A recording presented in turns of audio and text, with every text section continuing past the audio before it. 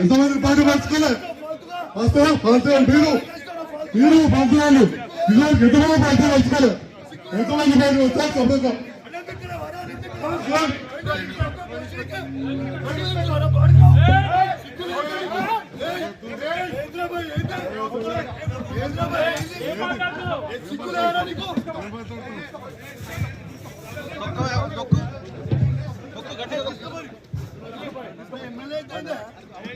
వచ్చారు చెప్పండి మాట్లాడదు ఏ మీటింగ్ అయినా మాట్లాడదు మైక్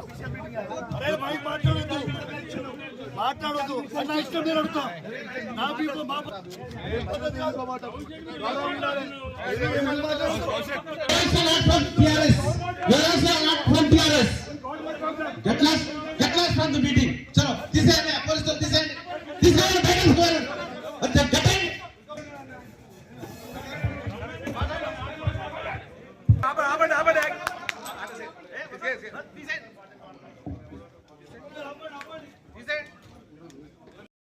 కొడుకులతో కూడా మైక్ ఇచ్చి మాట్లాడిస్తారు.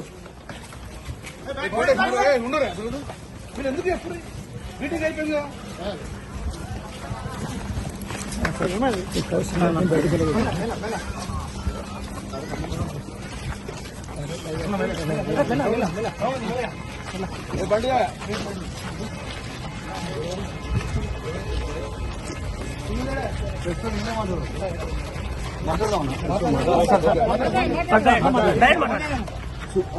ఇవాళ కరీంనగర్ జిల్లాలో రైతులకి రైతు భరోసా 15,000 ఖచ్చితంగా మీరు ఇయ్యాలి.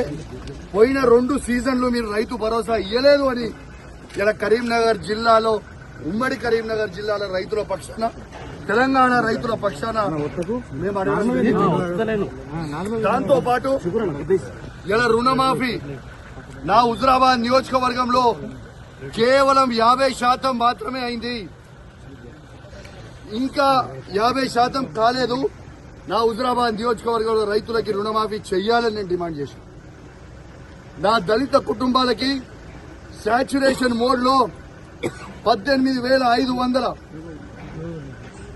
కుటుంబాలకి మేము దళిత బంధు ఇస్తే 2వ విడత దళిత బంధుని వీళ్ళు ఇయ్యకుండా మా దళితులకి ఇబ్బంది పెడతా ఉన్నారు. ఇలా ఖచ్చితంగా దళిత బంధు విడుదల చేయమని చెప్తే ఇవ్వడుగుతే 3 మంత్రులు ఎమ్మెల్యేలు అందరూ కూడా మందబలం ఉంది కదా, అధికార బలం ఉంది కదా అని వచ్చి బెదిరించే ప్రయత్నం చేస్తా ఉన్నారు. మీరు బెదిరిస్తే భయపడేటోడు ఎవడు లేడీడా. ఖచ్చితంగా కేసీఆర్ గారి పక్షాన మేము నిలబడతాం. కేసీఆర్ గారు ఏ విధంగా అయితే రైతులకి 1,00,000 కోట్లు ఇచ్చిండో మేము రైతుల పక్షాన నిలబడతామని మాటించాం.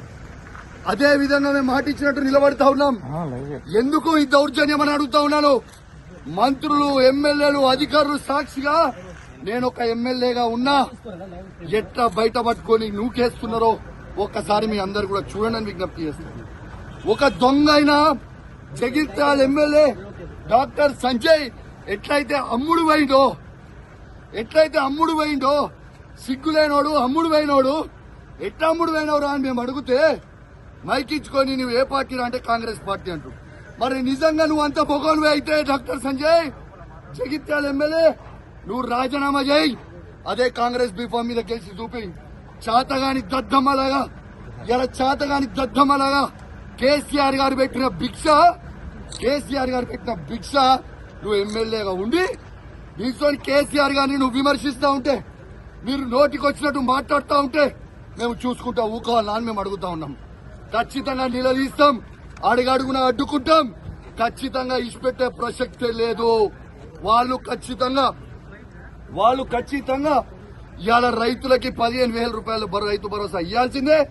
ఇందిరమ్మ ఇల్లు ప్రతి ఒక్కరికి ఇవ్వాల్సిందే.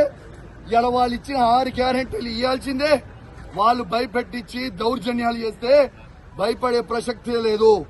ఖచ్చితంగా వాళ్ళు ఇచ్చే 6 గ్యారెంటీల హామీలు ఖచ్చితంగా వాళ్ళు ఇచ్చే వరకు వాళ్ళని ప్రశ్నిస్తూనే ఉంటాం. 420 హామీలు ఇచ్చే వరకు ప్రశ్నిస్తూనే ఉంటాం. మీరు కేసులు పెట్టి మమ్మల్ని ఇబ్బంది పెట్టి భయపెట్టాలనుకుంటే మీతోని కాదు, మీ తాత జేజమ్మతో కూడా కాదని చెప్పి అధికారులకు కూడా చెప్తా ఉన్నాను, హెచ్చరిస్తా ఉన్నాను. తస్మాత్ జాగ్రత్తగా ఉండుర్రి.